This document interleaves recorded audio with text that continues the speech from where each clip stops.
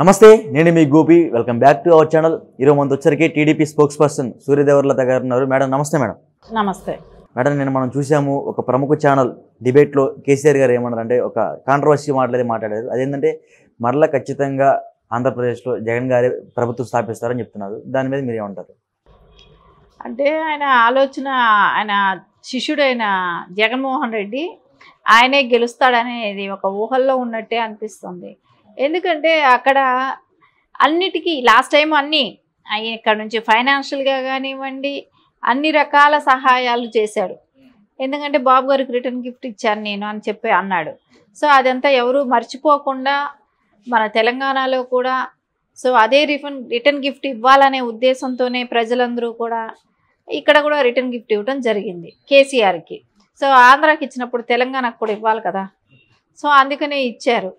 ఇస్తే దాని తాలూకాగా ఇప్పుడు ఉంటుందండి ఖచ్చితంగా. ఇదంతా చంద్రబాబు నాయుడు గారిని మాట్లాడిన మాటల ఫలితమే అనేది ఓపెన్ సీక్రెట్, అందరికీ తెలిసింది. లేకుంటే కాంగ్రెస్ కన్నా తెలుగుదేశం అంటే పెద్ద పర్సంటేజ్తో ఏం కాంగ్రెస్ గెలవలేదు కదా. సో ఇప్పుడు ఖమ్మం ఇదంతా తీసుకున్న తెలుగుదేశం ఓట్ బ్యాంక్ అంతా కూడా షిఫ్ట్ అయింది అనేది తెలుసు కదా. సో వేరే పార్టీలకి వెళ్ళిపోయింది. సో అదంతా కూడా చంద్రబాబు నాయుడు గారిని దూషించి మాట్లాడిన మాటలు. ఎవరు ఎక్కడైనా నిరసన చేసుకోవచ్చు, నిరసన తెలపచ్చు, కానీ ఆయన మాట్లాడింది ఏంటంటే మీది ఏమైనా ఉంటే ఆంధ్రాలో రాజమండ్రిలో చేసుకోండి, ఈ తెలంగాణ స్టేట్లో చేయకండి అని మాట్లాడిన మాటలే కానివ్వండి, అహంభావంతో విరవీగిన మాటలే కానివ్వండి, దానికంతా కూడా ప్రజలు ఆ రోజు హర్షించలేదు కాబట్టి ఆయనకు అలాంటి రిజల్ట్ ఇవ్వటం జరిగింది. కానీ ఇప్పుడు అంటున్నారు జగన్మోహన్ రెడ్డి గెలుస్తాడు, నాకు వచ్చిన సర్వేలు అలా ఉంది. చెవిరెడ్డి భాస్కర్ ఆ సర్వే ఎవరు ఇచ్చారు మేడం? ఆ నిఘా వర్గాలు ఉండే ఆంధ్రప్రదేశ్లో ఈయనకి నిఘా వర్గాలు ఉన్నాయంట. ఆ నిఘా వర్గాలు ఎవరు? ఆ సర్వే రిపోర్ట్ ఎవరు ఇచ్చారు? ఆ సర్వే రిపోర్ట్ ఇచ్చింది చెవిరెడ్డి భాస్కర్ రెడ్డి అంట. సో చెవిరెడ్డి భాస్కర్ రెడ్డి ఈయనకు కూడా సర్వే చేశాడంట అప్పుడు తెలంగాణలో. ఓకే. సో డెఫినెట్ గా మీరే గెలుస్తారని చెప్పాడంట. ఎందుకు ఓడిపోయారు మేడం? అదే ఆ సర్వే రిపోర్ట్స్ అట్లా ఉన్నాయి. సో ఇప్పుడు కూడా అదే సర్వే రిపోర్ట్స్ ఈయనకి చేరవేశారంట. డెఫినెట్గా జగన్మోహన్ రెడ్డి గవర్నమెంట్ ఫామ్ చేస్తాడు అని చెప్పి చెప్పటంతో ఈయనేమో అలాగే ఊహించుకుంటూనే ఉన్నారు. సో ఇంకా చింత చచ్చినా పులుపు జావదన్నట్టు ఆయన ఆలోచన ఎట్లా ఉందంటే ఇంకా కూడా మనం మళ్ళీ ఆంధ్రప్రదేశ్ మీద ఇంకా కొంచెం హోప్స్ పెట్టుకుంటా, అంటే ఎట్లాగో ఇక్కడ తెలంగాణలో పోయింది, అక్కడ మన శిష్యుడైనా ఉంటే కొంచెం బాగుంటుంది సపోర్టింగ్ అని అనుకుంటున్నాడు. అక్కడ వాళ్ళు ఇప్పుడు టీడీపీ వచ్చినా సరే కేసీఆర్ గారు గురువే ఉన్నారు అక్కడ, అట్లా అనుకోవచ్చు కదా. గురువా? ఎవరు గురువు? చంద్రబాబు గారు. చంద్రబాబు గారా? ఆ పార్టీ నుంచి బయటకు వచ్చిన వ్యక్తులే అందరూ. అంటే గురువు గారు చెప్పినట్టు వినాల్సి వస్తుంది, గురువు గారి అడుగు జాడల్లో నడవాల్సి వస్తుంది.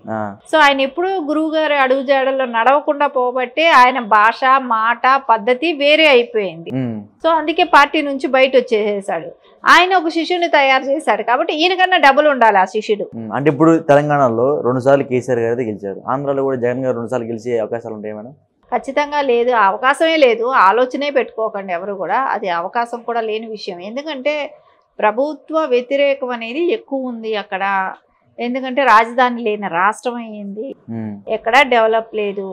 సో ఇవన్నీ చూస్తే మనకు అక్కడ ఖచ్చితంగా తెలుగుదేశమే వస్తుంది. నేను ఒక జర్నలిస్ట్ అడగగా రాజధాని లేదు రాష్ట్రం అంటే, ఎందుకు రాజధాని లేదు, 3 రాజధానులు ఉన్నాయి కదా అని చెప్పారు జగన్ గారు. జగన్ గారు చెప్పారా? ఆ రాజధాని రేపు పిల్లలకి ఎగ్జామ్స్లో ఏదైనా ఇస్తే క్వశ్చన్ అండ్ ఆన్సర్స్లో ఇవ్వమని చెప్పండి, అట్లాగే 3 రాజధానులు రాయండి అమ్మా అని చెప్పేసి. సరే ఏ రాష్ట్రానికి ఏది ఉంది అనేది కూడా చెప్తే బాగుంటుంది.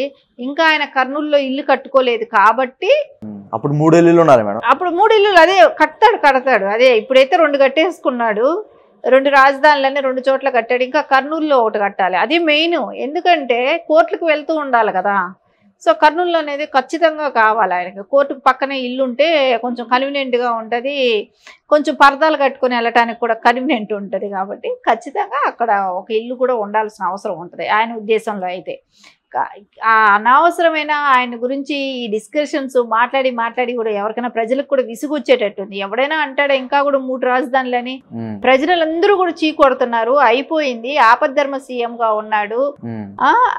ప్రజలంతా ఇప్పుడు ఆయన వెళ్ళిన చోటంతా జనాలు రావట్లేదని మనం ఆకట్టుకోవటానికి ఏదో రాయి డ్రామాలు, గులకరాయి డ్రామాలు ఇవన్నీ ఆడుతున్నాడు. అవి కూడా కనుక్కున్నారు, ఎవరు రావట్లా. సరే ఇవన్నీ అనుకున్నా కూడా మళ్ళీ కేటీఆర్ గారు కూడా మళ్ళీ ఒక స్టేట్మెంట్, అక్కడ అందరూ నా స్నేహితులే, అందరూ నాకు కావాల్సిన వాళ్ళే, సో నేను ఎవరికి మద్దతు ఇవ్వలేను అని అన్నాడు. ఇక్కడేమో తండ్రి ఏమో జగన్మోహన్ రెడ్డి వస్తాడు, నాకు వచ్చిన సమాచారం అలా ఉంది అని అన్నాడు. కొడుకు ఒక దారి, తండ్రి ఒక దారి అంటే ఈయన నువ్వు ఇట్లా చెప్పు నేను ఇట్లా చెప్తానని మాట్లాడుకుంటున్నారో ఏమో అర్థం కావట్లా. ఇంకోటి ఏంటంటే ఆయన అన్నది కూడా నాకు ఆంధ్రప్రదేశ్ ఎలక్షన్స్కి సంబంధం లేదన్నాడు కేసీఆర్ గారు. సో సంబంధం లేదన్న ఆయన బహిరంగంగా గెలుస్తాడని చెప్పాడు. సంబంధం లేని ఆయన ఎందుకు చెప్తాడు? సరే ఇంకొకటి అట్లా తీసుకున్నా కూడా తర్వాత అంటే ఈ ఆఫ్టర్ 5 years తర్వాత అప్పుడు దాని గురించి ఆలోచిస్తాడంట, ఆంధ్ర గురించి. ఇక్కడ ఒకటి ఇల్లు చక్క పెట్టుకోలేకపోతున్నాడు, ఇంకా పక్కింటికి చక్క పెట్టడానికి పోతానంటే ఎట్లుంటుంది చెప్పండి. ఇప్పుడు కూతురు అక్కడ అరెస్ట్ అయ్యింది, ఆవిడ బయట రావాలి, చుట్టూ కేసులు ఉన్నాయి, అవన్నీ క్లియర్ చేసుకోవాలి, ఇప్పుడు వెళ్ళిపోతున్న ఎమ్మెల్యేలని అడ్డం పడి ఆపుకోవాలి, ఆల్రెడీ వెళ్ళిపోయిన ఎంపీ క్యాండిడేట్లు పోయారు, ఇంక ఇవన్నీ చూసుకోకుండా ఉన్న క్యాడర్ అంతా వెళ్ళిపోతుంది, ఈ కేసుల్లో నుంచి ఎలా బయట వస్తామో తెలియదు. ఇవన్నీ చూసుకోకుండా ఏదో పక్కింట్లో నేను వెళ్ళి సర్దుతాను, అక్కడికి వెళ్ళి నేను మళ్ళా పోటీ పెడతాను, ఇప్పటికే రెంట్లు కట్టకుండా ఖాళీ చేసుకుని వచ్చేసారు బీఆర్ఎస్ ఆఫీసు. జెండాలతో కూడా పీకి చుట్టుకొని వచ్చేసారు. అయిపోయింది. మళ్ళా ఇంకా 5 ఏళ్ల తర్వాత ఆయన ఆలోచిస్తాడంట. ఇట్లాగే ఉంటది, ఒక చోట అయ్యింది చాలేదన్నట్టు మళ్ళా ఏదో పరుగులు పెడదామనే ఆలోచనలో ఉన్నాడు. ఖచ్చితంగా అయితే ఆయన అనుకున్న ఆశలే కానీ అవన్నీ అడియాసలే అయ్యే అవకాశాలే ఎక్కువ ఉన్నాయి. అంటే బయట కొన్ని వార్తలు వస్తున్నాయి మేడం, ఆంధ్రాలో ఓటర్స్ని కొనడానికి కేసీఆర్ గారి ఇంటి నుంచి డబ్బు వెళ్తుందంట, అదే మేరకు వాస్తవం?